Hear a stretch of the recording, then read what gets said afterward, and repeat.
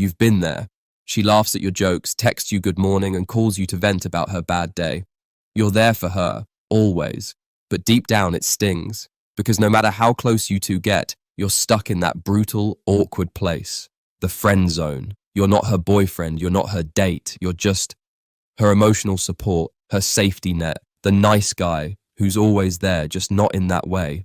And look, being a friend isn't a bad thing, but when you're hoping for more, when you're picturing what it'd be like to hold her hand instead of hold her purse, it can be soul-crushing.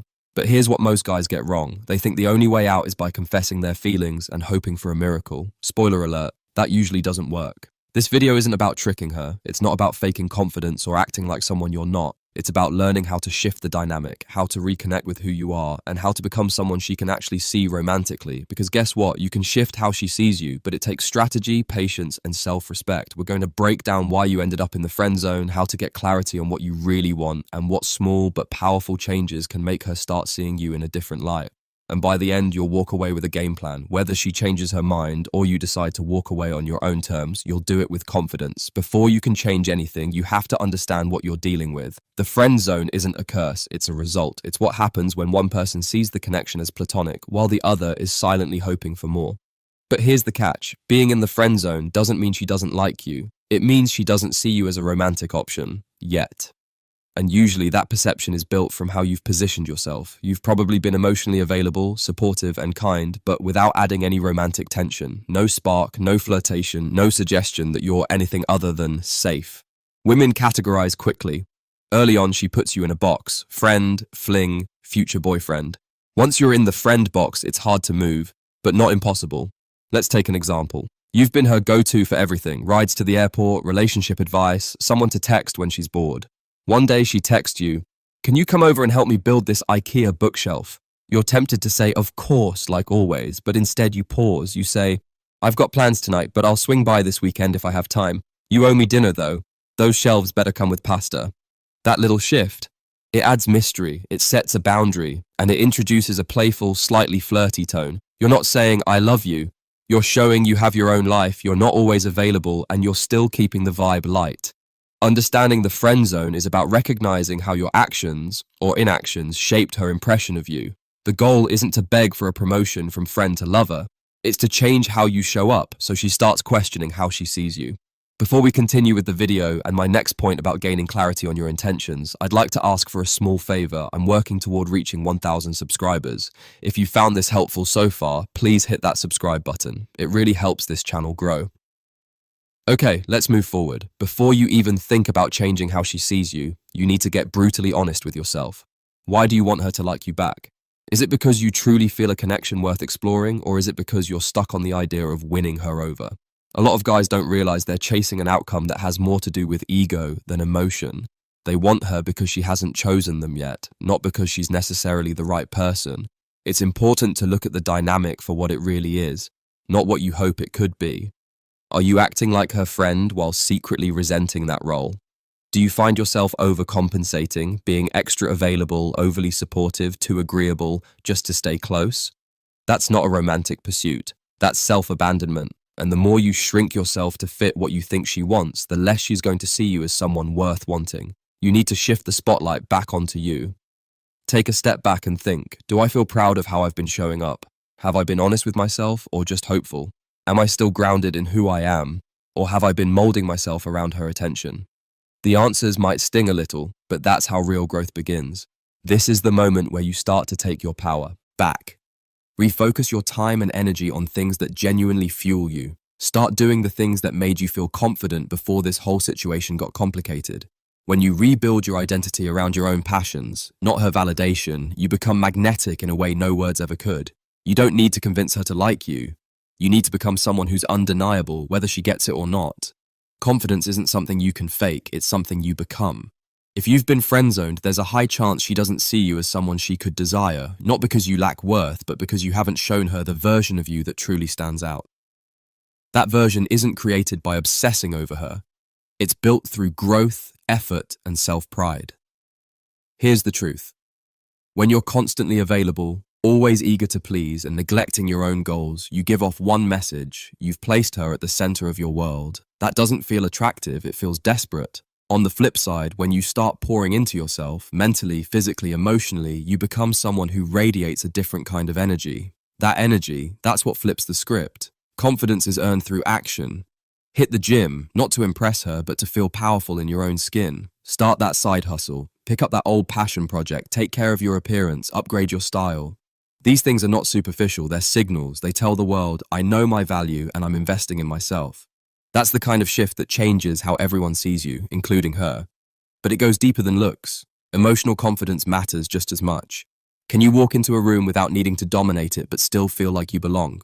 Can you hold eye contact without flinching, speak with clarity, and not apologize for having opinions? Those subtle behaviors speak volumes. And here's where it gets real. When she sees you thriving without needing her approval, her perspective might start to change. Not because you tried to convince her, but because she starts wondering, wait, did I miss something?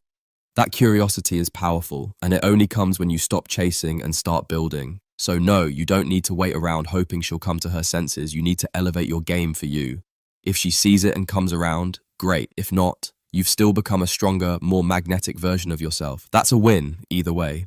If you want her to start seeing you differently, you have to start showing up differently. Not in a dramatic, attention-grabbing way, but in small, calculated shifts that challenge the way she's always viewed you. Right now, she probably sees you as the reliable friend, the guy who's always there, always listening, always available. That role comes with zero romantic pressure, and while it might feel safe for her, it's also completely unthreatening. And unfortunately, unthreatening rarely triggers attraction, so what do? You change the rhythm. Start by pulling back slightly, not to play games, but to re-establish balance. If she's used to instant replies, let her wait a bit. If she's expecting you to drop plans every time she needs something, politely say you're busy, not cold, not rude, just unavailable on your terms. That contrast alone can be powerful. Next, introduce flirtation. Nothing over the top. Keep it light, unexpected. A well-timed compliment on how she looks when she's not trying.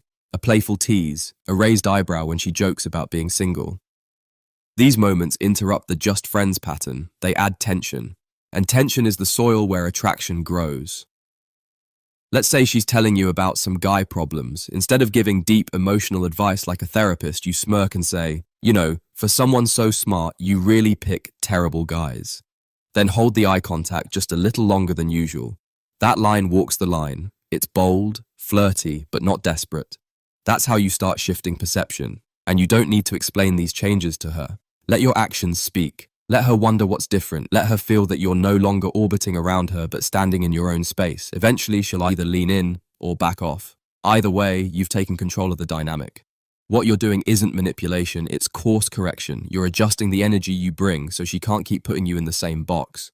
When that energy shifts, she doesn't just see a friend anymore, she starts seeing a man she might want. There comes a point where subtlety has done its job. You've shifted your energy, you've pulled back, built your confidence, created tension. Now, the next step is clarity. And clarity only comes through conversation. But this isn't a confession. It's not a dramatic, heart-on-your-sleeve moment where you pour everything out and hope she swoons. That kind of emotional dump often creates pressure, not connection. What you're doing instead is creating space for honesty with calm, mature intention. Choose your moment wisely, not in a heated or emotional situation, not after drinks, not when she's talking about another guy. Find a neutral moment, maybe after you've spent time together when the mood is relaxed and the energy is light. Then keep it simple, something like, I've been thinking lately. I really value our friendship, but I'd be lying if I said I haven't thought about something more. That's not a demand. That's not a plea. It's just a truth. Direct but respectful. What you say next matters. You don't ask her to make a decision on the spot. You give her space. You say, I'm not putting pressure on you. I just wanted to be honest about where I'm at. I understand if you don't feel the same, but I'd rather be real with you than keep pretending. That kind of grounded honesty shows self-respect. It also gives her a chance to process rather than react. And yes, there's risk involved. She might say she doesn't see you that way, she might need time, or she might admit she's been feeling a shift too. But whatever happens, you walk away knowing you led with courage, not fear. Open communication isn't about winning, it's about alignment. If the energy between you has changed, she'll feel it. And if you're both adults, it's worth talking about. Because silence doesn't lead to clarity. Words do. If you've had the conversation, if you've laid your cards on the table and she still doesn't feel the same, then you have one job now. Respect her answer. This is the moment that defines everything. It's not about how cool your message was or how much you did to get her to notice you. It's about how you carry yourself after you hear her truth. Too many guys make the mistake of turning cold, bitter, or distant the moment they don't get what they hoped for. That kind of reaction proves you were never really being her friend. You were just waiting for your chance. And if you go that route, you lose her respect along with her interest. What you do instead is simple but powerful. You stay grounded, you thank her for her honesty, you make peace with her choice, even if it stings, and you remind yourself that you didn't lose anything by being honest. You showed up with clarity and courage. That's strength, not weakness. If she doesn't return your feelings, that doesn't mean you're not enough. It means the connection didn't align the way you hoped. That's not rejection, it's redirection. Give yourself permission to pull back if you need to. Heal your space. Let time reset your focus. If the friendship can continue, great. If it can't, that's okay too. What matters is that you leave with dignity, because how you handle her no says more about you than how you asked for her yes. Thanks for watching till the end. It means you're not just chasing love, you're learning how to lead with confidence and clarity. If this video helped shift your mindset or gave you something real to think about, hit that like button and subscribe. It helps more than you know. And I want to hear from you. What part of this video hit home the most? Have you ever been friend-zoned and tried to shift that dynamic? Drop your experience in the comments. Your story might help someone else figure theirs out. Until next time, respect yourself, play it smart, and never settle.